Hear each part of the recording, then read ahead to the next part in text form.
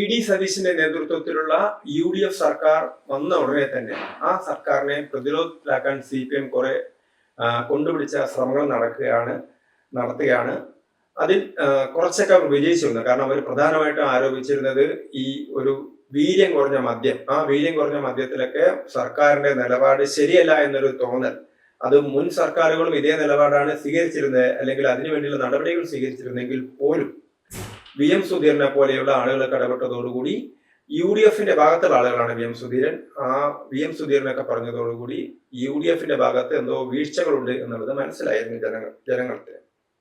Okay, VM സുധീരനെ പോലുള്ള ആളുകൾ ഇടപെട്ടതോടുകൂടി, കാരണം UDF സർക്കാരിനെ പിന്തുണച്ചിരുന്ന ആളാണ് VM സുധീരൻ. അദ്ദേഹം ഇങ്ങനെ വീര്യം കുറഞ്ഞ മദ്യം കൊടുക്കുന്നത് ശരിയല്ല എന്ന അഭിപ്രായ പ്രകടനം നടത്തിയതോടുകൂടി ഈ വീര്യം കുറഞ്ഞ മദ്യം കൊടുക്കുന്നതിൽ എന്തോ അപാകതയുണ്ട് എന്നുള്ള ധാരണയിലേക്ക് പൊതുജനം എത്തിയിരുന്നു. അപ്പോൾ CPM-നെ സംബന്ധിച്ചിടത്തോളം, ഇടതുപക്ഷത്തെ സംബന്ധിച്ചിടത്തോളം അതൊരു വിജയമാണെന്ന് പറയാൻ പറ്റും. പക്ഷെ ഇപ്പോൾ അവർക്ക് ഒരു വലിയ തിരിച്ചടി വീണ്ടും നേരിടുകയാണ് അവര്. കാരണം ശബരിമലയിലെ സ്വർണ്ണക്കൊള്ള വീണ്ടും വിവാദമാവുകയാണ്. കാരണം ഇത് മൂന്നാമത്തെ ദേവസ്വം ബോർഡ് പ്രസിഡന്റാണ് ഇപ്പോൾ കേസിൽ പ്രതിയാവാൻ പോകുന്നത്. ഇത് മൂന്നാമത്തെ ദേവസ്വം ബോർഡ് പ്രസിഡന്റാണ്, അതായത് ഇടതുപക്ഷ ഭരണകാലത്തെ മൂന്നാമത്തെ ദേവസ്വം ബോർഡ് പ്രസിഡന്റാണ് ഇപ്പോൾ കേസിൽ പ്രതിയാവാൻ പോകുന്നത്. ഇതുവരെ ദേവസ്വം ബോർഡ് തൊട്ട് മുമ്പ് ദേവസ്വം ബോർഡ് പ്രസിഡന്റ് ആയിരുന്ന പ്രശാന്തിനെ കൂടി പ്രതി ചേർക്കാനുള്ള ശ്രമങ്ങളാണ് നടക്കുന്നത്. കാരണം 2019 ആദ്യമായിട്ട് സ്വർണ്ണക്കൊള്ള നടക്കുന്നത്. മദ്രാസിലേക്ക് സ്വർണം കൊണ്ടുപോകുന്നത് ദ്വാരക ശില്പങ്ങളിൽ അതിൽ പതിച്ചിരുന്ന സ്വർണ്ണപ്പാളികളാണ് കൊണ്ടുപോയത്.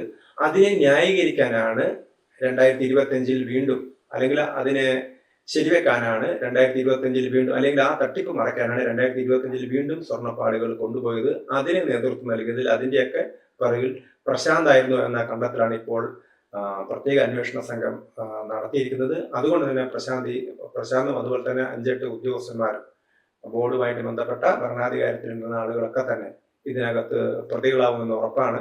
അപ്പം നേരത്തെ ഉണ്ടായിരുന്ന ദേവസ്വം ബോർഡ് പ്രസിഡന്റുമാരകത്തായി അതിൽ തന്നെ ഒരാൾക്ക് നേരെ പാർട്ടി നടപടി വന്നിരിക്കുകയാണ്. ഇനി അടുത്ത മൂന്നാമത്തെ CPM ഭരണാധികാരത്തിലുണ്ടായിരുന്ന സമയത്തെ മൂന്നാമത്തെ ദേവസ്വം ബോർഡ് പ്രസിഡന്റാണ് ഇപ്പോൾ അകത്താവാൻ പോകുന്നത്.